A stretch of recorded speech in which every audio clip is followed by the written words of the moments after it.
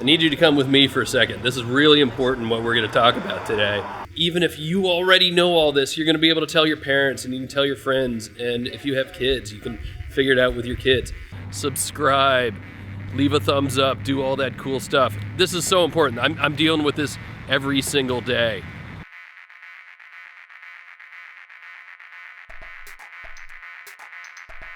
You use the same password over and over? Yeah. That's bad. Really bad. Okay. Why is that bad?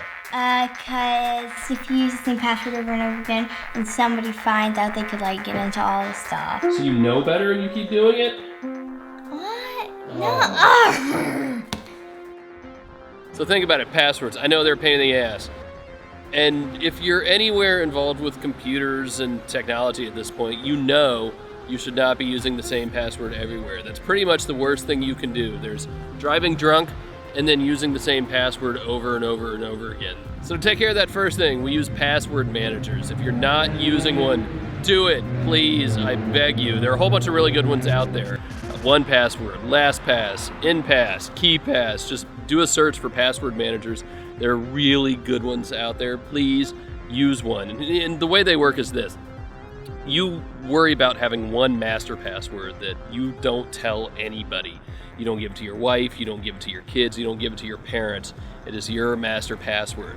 And then the password manager takes care of everything else. It comes up with these totally incoherent 20-character long passwords that it will then automatically put into websites and forms and all that stuff. So you don't have to worry about them.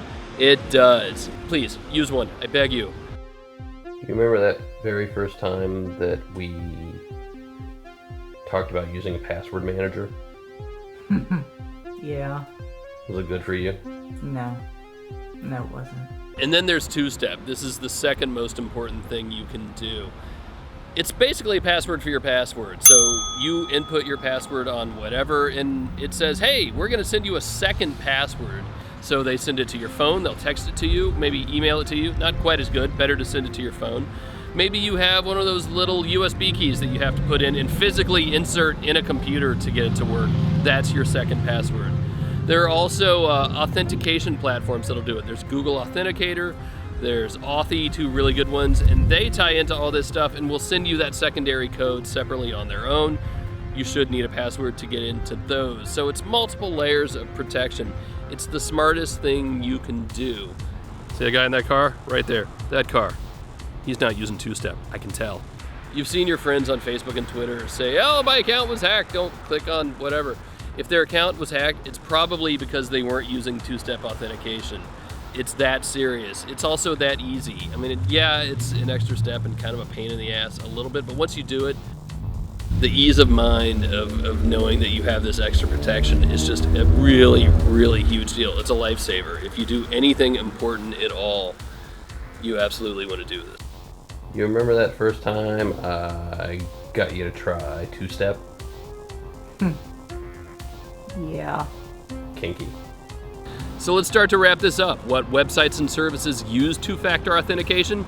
The good ones, and there's a really good chance that you're using them already. Google, Facebook, Instagram, Twitter, Microsoft, your bank. I had to use it for my taxes this year. They made me use two-factor authentication, and that's the right way to go about doing it. You should use it if it's available.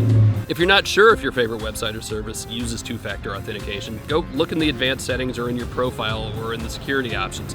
But there are also some really good websites out there that have lists of sites and services that use it, and I'll leave a link to that down below in the description. That's it for this time. Please share this video with any of your friends or family who have bad passwords or don't use two-factor authentication. They need your help. So see you next time.